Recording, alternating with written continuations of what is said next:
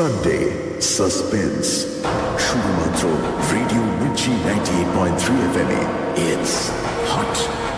বাংলা সাহিত্যের রোমাঞ্চকর কিছু গল্প দিয়ে সাজানো আমাদের এই বিশেষ নিবেদন সানডে সাসপেন্স। আজ আপনার জন্য হেমেন্দ্র কুমার রায়ের লেখা ভূতের রাজা। হেমেন্দ্র কুমার রায় জন্মেছিলেন 1888 সালে।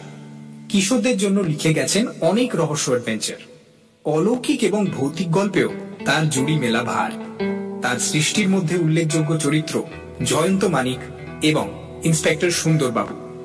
তার লেখা বিখ্যাত বই বলতে যখের ধন, জয়ন্তের কীর্তি, আবার যখের ধন ইত্যাদি। শুধু লেখক নন, তিনি ছিলেন একজন সফল গীতিকার। তার মৃত্যু হয় 1963 সালে। আজকের গল্পটি আমরা নিয়েছি হেমেন্দ্র কুমার রায় রচনাবলী তৃতীয় খণ্ড এই বইটি থেকে। প্রধান চরিত্রে গুপ্ত এবং টেলর সাহেব। গল্প পাঠে দীপ, গল্পের সূত্রধার সোমক। শুরু হচ্ছে ভূতের রাজা। Downloaded from bengali-mp3.com. Keep visit to us for various Bengali audio stories. Thank you.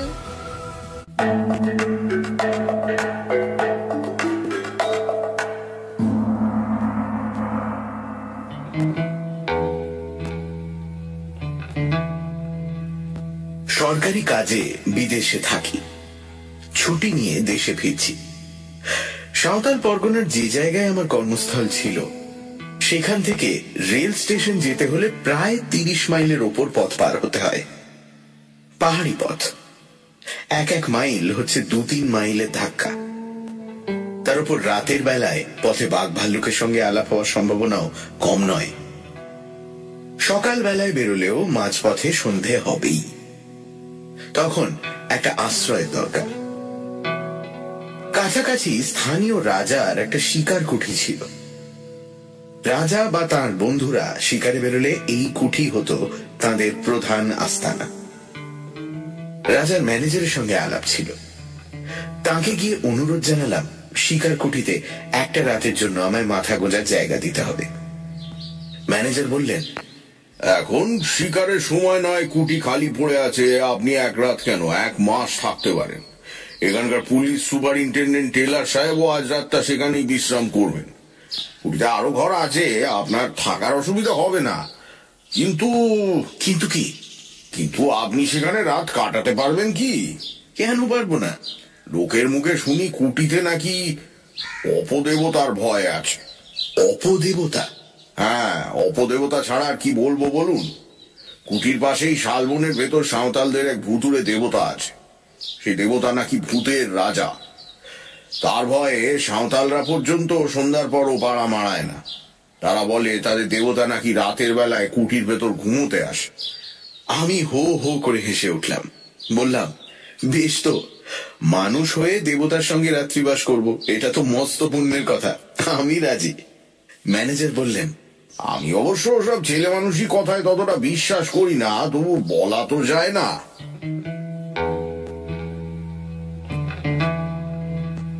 যথাসময়ে ডুলিতে চড়ে রওনা হয়ে সন্ধ্যার কিছু আগেই শিকার কুঠিতে পৌঁছলাম। ডুলি বেয়ারা বলে গেল 3 মাইল তফাতে একটা গাঁয়ে গিয়ে তারা আজকের রাতটা কাটাবে, কাল সকালে আবার ডুলি নিয়ে আসবে। কুঠির বারান্দায় একখানা বেতের চেয়ারে বসে টেলর সাহেব তামাকের পাইপ টানছিলেন। সাহেবের সঙ্গে আমারও বেশ পরিচয় ছিল। আমাকে ডেকে সাহেব বললেন, এই যে গুপ্ত যে, তুমি কোথায় যাচ্ছ? ছুটি নিয়ে দেশে ফিরছি। তুমি? আমি হোম যাচ্ছি। তুমি কি আজ রাতে এখানে থাকবে? হ্যাঁ সাহেব। ফাইন, দুজনে একসঙ্গে রাত কাটানো যাবে, ভালোই হলো। 2 জন কেন সাহেব? 3 জন। 3 জন আবার খেয়ে? তুমি কি আমার অডেলে কথা বলছো নাকি? ওকে আমি মানুষের মধ্যে গণ্য করি না। না সাহেব, তোমার আর্দালির কথা বলছি না। তবে কি কুঠির দারোয়ানের কথা ভাবছো? সে তো রাত্রে এখানে থাকে না। না, আমি দারোয়ানের কথাও বলছি না। তুমি কি শোনোনি সাহেব, সাঁওতালদের এক দেবতা রাত্রে আমাদের সঙ্গী হতে পারেন? আহা, শুনেছি বটে, তবে সে রূপকথার এক বর্ণ আমি বিশ্বাস করি না। তুমি করো নাকি? করলে এখানে রাত কাটাতে আসি। টেলর পাইপে 3-4টে টান মেরে বলল, দেখো গুপ্ত, সাঁওতালদের এই দেবতাটিকে আমি দেখেছি। এমন বিভৎস দেবতা পৃথিবীতে আর দুটি নেই। তাকে দেখে আমার ভারী পছন্দ হয়েছে। পছন্দ হয়েছে? তাই ঠিক করেছি কাল যাবার সময় তাকে আমি সঙ্গে করে নিয়ে যাব। ইংল্যান্ডে আমার বাড়ির বৈঠকখানায় তাকে সাজিয়ে রেখে দেব। আমার বন্ধুরা তাকে দেখলে খুব তারিফ করবেন। আমি হেসে বললুম, তাহলে বোঝা যাচ্ছে কাল থেকে দেবতার কুঠির ভেতরে শুতে আসবে না। তবে এই বেলা তাকে একবার দর্শন করে আসি। তার আড্ডা কোথায়? হ্যাঁ, ওই যে ওইখানে, মিনিট খানেকের পথ।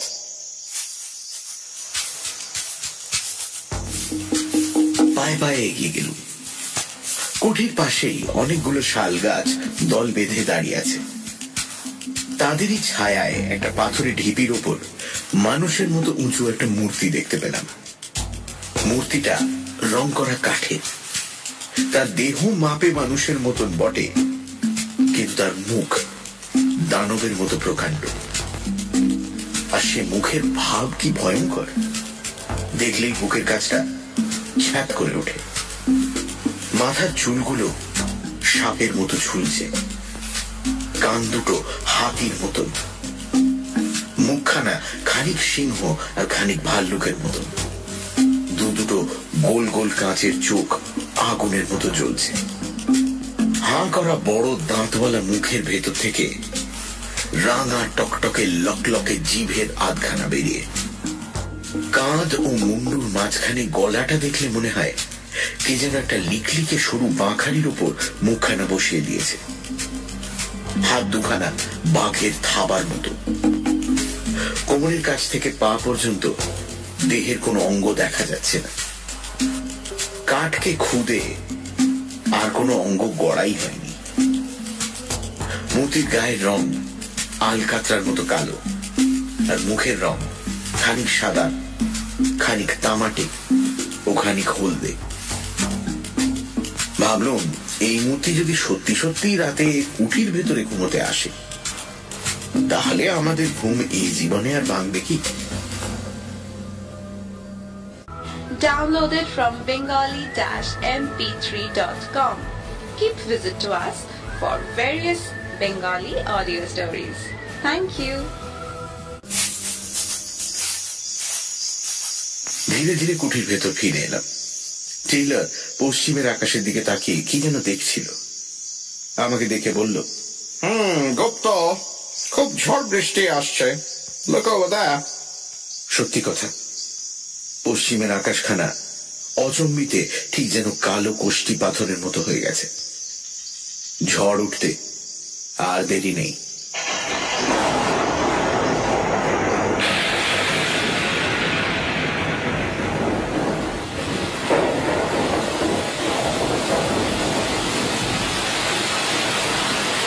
ঝড় এসে সমস্ত অরণ্যকে জাগিয়ে দিয়ে গেছে।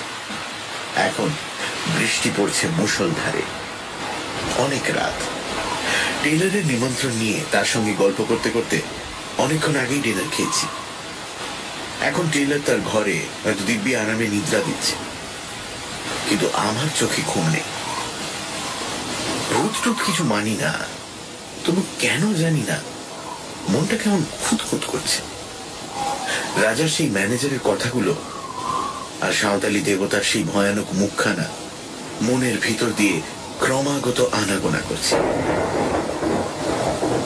যত তাদের বলবার চেষ্টা করি আজে বাজে নানান কথা ভেবে, তত তারা মনের ওপর চেপে বসে, নরম মাটির ওপর ভারী পায়ের দাগের মতো।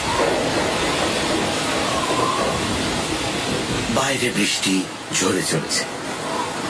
মাঝে মাঝে ঝোড়ো দমকা হাওয়া হাঁ হাঁ করে উঠছে, যেন কোনো আহত আত্মার কান্না। চারিদিক থেকে বনের গাছপালা মরমর করে যেন কোনো শত্রুকে অভিশাপ দিচ্ছে। তারই ভেতর থেকে একবার শুনলুম হায়নার অট্টহাসি, একবার শুনলুম শেয়ালের দলের মরা কান্না।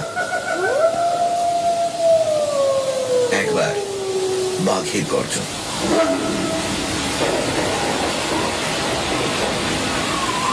হঠাৎ আমার ঘরের দরজার উপর দুম দুম করে আঘাত হল।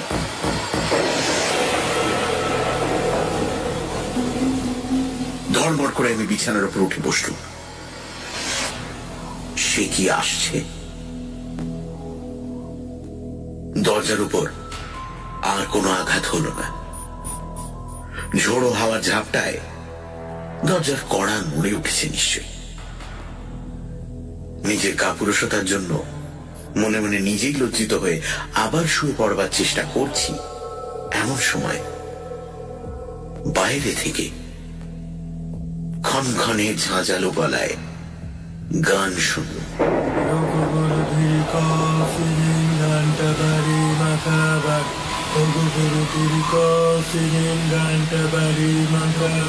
এ তো সাঁওতালি ভাষা, নিশ্চয়ই কোনো সাঁওতাল গান গাইছে। কিন্তু এত রাত্রে এমন ঝড় বাদলে এই হিংস্র জন্তু ভরা গভীর অরণ্যের মধ্যে কে সাঁওতাল মনের আনন্দে শখ করে গান গাইতে আসবে? আবার দরজার উপর ঘন ঘন আঘাত হল, এবারে আরো জোরে। আমার সমস্ত শরীর রোমাঞ্চিত হয়ে উঠল। এ তো ঝড়ের ধাক্কা নয়, এই যে সত্যি সত্যি কে দরজা ঠেলে চলেছে। তবে কি সে এসেছে? তবে কি সে এখন ঘুমোতে এসেছে? আবার গান শুন, এবার আমার খুব কাছে, একেবারে কুঠির বারান্দার ওপর। সেই তীব্র ক্ষণক্ষণে গলার আওয়াজ। হঠাৎ উল্টো বিপদ, কুঠির ভেতর দিককার দরজায় ঘন ঘন আঘাত। ভেতরে বাইরে বিপদ দেখে প্রায় যখন হাল ছেড়ে দিয়ে বসেছি, এমন সময় শুনল, দরজা খোলো শিগগিরই। তো টেলারের গলা। বাঁচলুম, তাড়াতাড়ি উঠে দরজা খুলে দিল। টেলার হুড়মুড় করে ঘরের ভেতর ঢুকে পড়ল। তার চোখ মুখ পাগলের মতো, তার হাতে বন্দুক। আমি তাকে দু হাতে চেপে ধরে বললুম, মিস্টার টেলার, কি হয়েছে? এত রাত্রে কি দরকার তোমার? টেলার দেওয়ালে ঠেসান দিয়ে দাঁড়িয়ে বলল, গুপ্ত, আমার ঘরের দরজায় ক্রমাগত কে লাথি মারছে আর গান গাইছে। তুমি কি আমার ঘরের কাছে গিয়ে আমায় ডাকছিলে? না না, আমি তো বিছানা ছেড়ে এক পাও নড়িনি, কিন্তু আমারও ঘরের দরজা কে যেন নাড়ছে আর গান গাইছে। ওই ওই শোনো।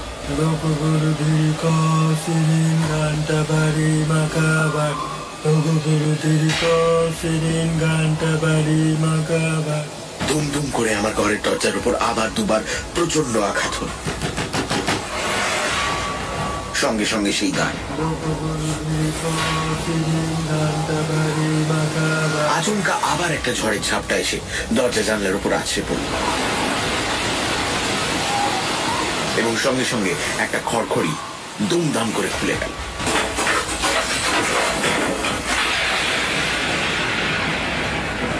সঙ্গে সঙ্গে বিদ্যুতের আলোয় স্পষ্ট বুঝলাম বারান্দার উপর কার একটা জীবন্ত ছায়া মূর্তি দাঁড়িয়ে রয়েছে। ও কে? ও কি সেই যে প্রতি রাত্রে এখানে ঘুমোতে আসে? আমার মাথার চুলগুলো যেন খাড়া হয়ে উঠল। টেলারের বন্দুক দুম করে গর্জে উঠল এবং সঙ্গে সঙ্গে ছায়া মূর্তিটা সাত করে বারান্দার এক পাশে আমাদের চোখের আড়ালে সরে গেল। টেলার চেঁচিয়ে উঠল, গুপ্ত, গুপ্ত, জানলা বন্ধ করে দাও, জানলা বন্ধ করে দাও। পা চলতে চাইছিল না, কিন্তু পাছে টেলার মনে করে বাঙালি কাপুরুষ। সেই ভয়ে নিজের সমস্ত দুর্বলতাকে দমন করে আমি জানলার পাল্লা দুটো আবার বন্ধ করে দিই। টেলার টলতে টলতে আমার বিছানার ওপর গিয়ে বসে পড়ল। গুপ্ত, কিছু মনে করো না, আমি আজ তোমার বিছানাতে তোমার সঙ্গে রাত কাটাবো। বাইরে আবার কে যেন গাইল।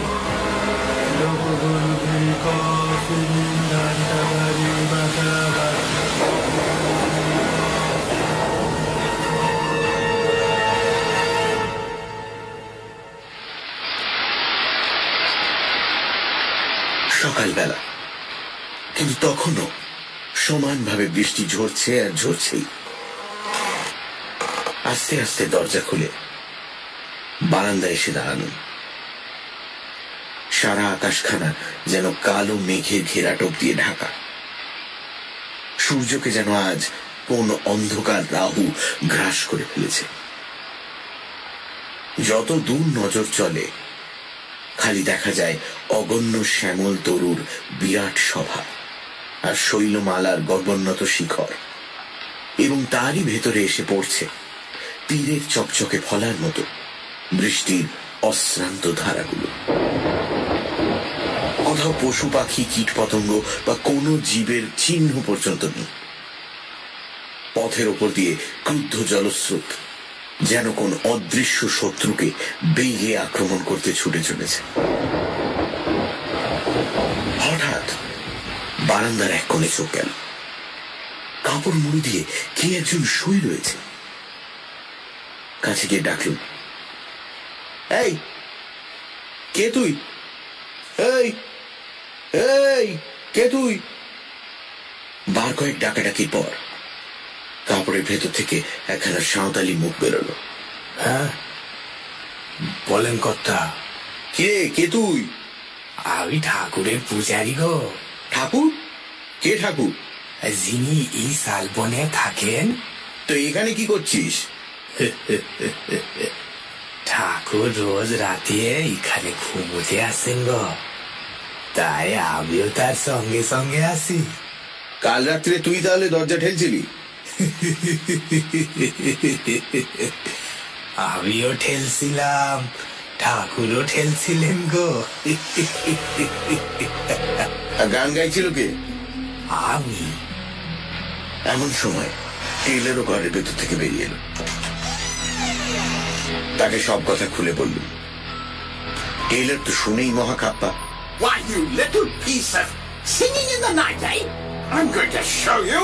ঘুষি পাকিয়ে পুরুতের দিকে ছুটে যাবে মাত্র সে এক লাফে বারান্দার রেলিং টপকে বাইরে পড়ে বনের ভেতর অদৃশ্য হয়ে গেল।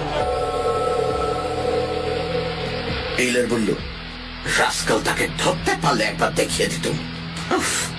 সারা রাত কি অশান্তিতে কেটেছে। আমি বললুম, আরে যাকে যা হওয়ার হয়ে গেছে, কিন্তু প্রশ্নটা হচ্ছে এখন আমাদের কি হবে?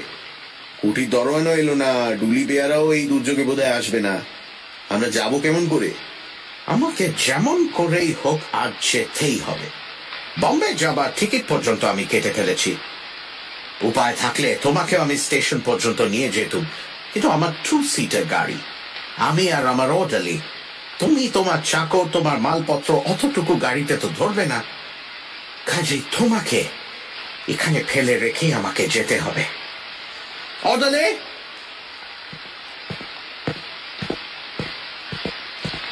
টেইলারের আর্দালি এসে সালাম করল। টেইলার বলল, আমার মালপত্র সব গুছিয়ে নিয়ে গাড়িতে তোলো, তারপর শালবন থেকে সেই কাঠের পুতুলটা তুলে নিয়ে এসো। আমি বললুম, তুমি কি সত্যি সত্যি এই পুতুলটা ইংল্যান্ডে নিয়ে যেতে চাও নাকি? অফকোর্স, আমার যে কথা সেই কাজ।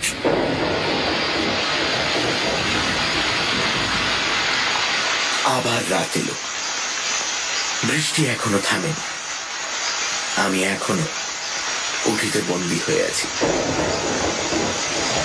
টেইলার চলে গেছে এবং যাওয়ার সময় সাঁওতালদের ভূতের রাজাকেও সঙ্গে করে নিয়ে গেছে। সে আর এই কুঠির ভেতর ঘুমোতে আসবে না। চোখে ঘুম আসছিল না। এখানে ইংরেজি নভেল বার করে পড়তে বসল। ঘন্টা 1.5 পর তন্দ্রার আবেশ এলো। আলোটা কমিয়ে দিয়ে শোয়ার উপক্রম করছি এমন সময় শুনলুম বাইরের সিঁড়ির ওপর আওয়াজ হলো।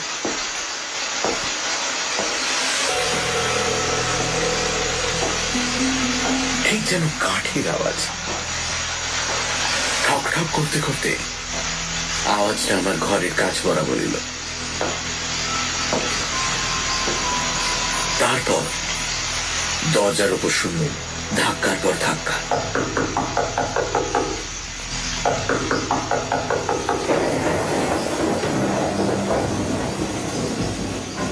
কি আপদ! টেইলর তো পুতুলটাকে নিয়ে কোন সকালে বিদায় হয়েছে। এ আবার কে জ্বালাতে? নিশ্চয়ই সেই সাঁওতাল পুরুত ব্যাটা। সে হতভাগা রোজ রাত্রে এইখানে আরাম করে ঘুমোয় আর চারিদিকে রটিয়ে দেয় যে কুটির ভেতর ভূতের রাজা শুতে আসে। ধাক্কার জোর ক্রমে বেড়েই চল। একবার ভাবলুম দরজা খুলে পুরুতটাকে লাথি মেরে তাড়িয়ে দিই। তারপর মনে হলো সেটা ঠিক হবে না। এই দুর্যোগে বিজন জঙ্গলের ভেতরে রাত্রে একলা আমি এখানে আছি। যদি কোনো দুষ্টু লোক কুমতলবে এসে থাকে। বন্দুকটা নিয়ে দরজার কাছে গিয়ে দাঁড়ানো। দরজার এক জায়গায় একটা ফুটো ছিল। বন্দুকের নলটা সেইখানে রেখে চেঁচিয়ে বলল, কে আছো চলে যাও, নইলে আমি এক্ষুনি বন্দুক ছুড়ব। কোনো জবাব নেই। দরজার উপর ধাক্কাও থামল। এখনো আমার কথা শোনো, নইলে কিন্তু।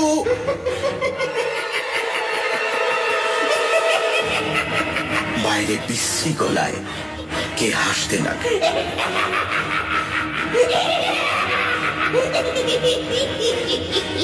আমি বন্দুকের ঘোড়া টিপে দিল।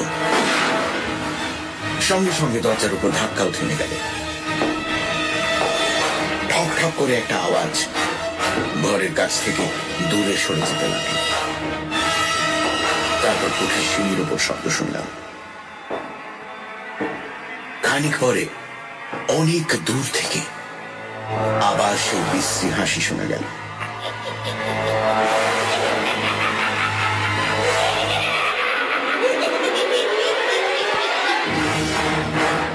সে হাসি অমানসিক। শরীরের রক্ত যেন জল করে দেয়।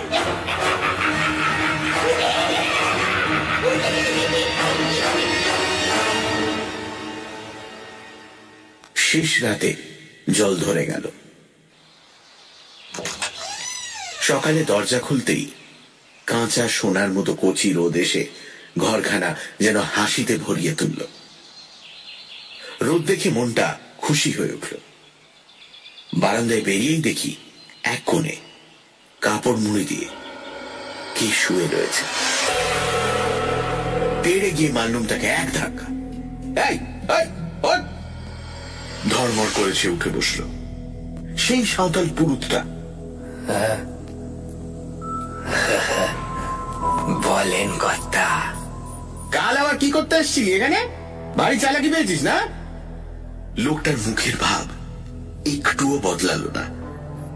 শান্ত গলায় বলল, আমার ঠাকুর কাল এখানে ঘুমোতে এসেছিলেন, আমিও তাই এসেছিলাম গো।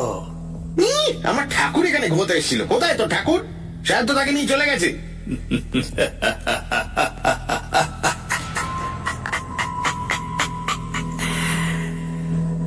আমার ঠাকুর যেখানে থাকেন সেখানেই আসেন। মিথ্যে কথা, আমি নিজের চোখে দেখেছি টেলের তাকে নিয়ে চলে গেছে।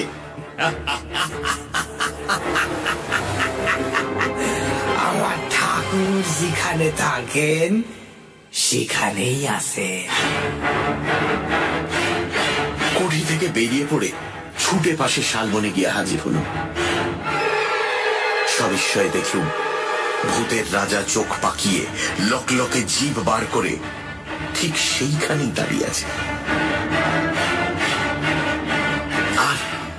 আর ও কি? মূর্তির পেটের উপর একটা গর্ত, ঠিক যেন বন্দুকের গুলির দাগ। গর্তের চারপাশে রক্ত জমাট হয়ে আছে। মূর্তির আরো নানান জায়গাতেও রক্তের চিহ্ন। তবে কি আমার বন্দুকের গুলি? ভাবতে পারলাম না। মূর্তির দিকে আর তাকাতেও পারলাম না। কেমন একটা অজানা ভয়ে আমার সমস্ত শরীর আচ্ছন্ন হয়ে গেল। প্রাণপণে দৌড়ে সেখান থেকে পালিয়ে এলো।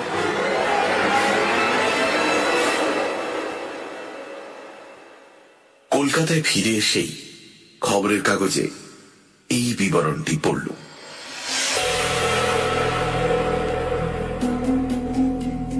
সাঁওতাল পরগনার police superintendent mister J Taylor কর্ম হইতে অবসর লইয়া বিলাতে যাইতেছিলেন, কিন্তু পথের মধ্যে এক বিপদে পড়িয়া খুব সম্ভব তিনি প্রাণ হারাইয়াছেন। স্থানীয় জঙ্গলের ভেতরে তাহার মোটর গাড়ি পাওয়া গিয়েছে। মোটরের ওপর ভিতর ও চারিপাশে রক্তের দাগ, কিন্তু মিস্টার টেইলর ও তাহার আর্দালির কোনো সন্ধান পাওয়া যাইতেছে না। পুলিশ সন্দেহ করিতেছে মিস্টার টেইলর ও তাহার আর্দালিকে ব্যাঘ্র বা অন্য কোন হিংস্র জন্তু আক্রমণ করিয়াছে। নিকটস্থ জঙ্গলে এক নরখাদক ব্যাঘ্রের খোঁজ পাওয়া গিয়াছে। সেই ভুতুড়ে মূর্তির গায়ে যে রক্তের দাগ লেগেছিল, তাহলে সে রক্ত হচ্ছে হতভাগ্য টেইলর আর তার আর্দালির গায়ের রক্ত। এবং সেই সাঁওতাল পুরুতটাই নিশ্চয়ই কোনোভাবে খবর পেয়ে ভূতের রাজাকে আবার শালবনে ফিরিয়ে এনেছিল। মনকে এই বলে প্রবোধ দিলুম বটে, কিন্তু প্রতিজ্ঞা করলুম শিকার কুঠিতে আর কখনো রাত্রিবাস করব না। কিসে কি হয় কে জানে।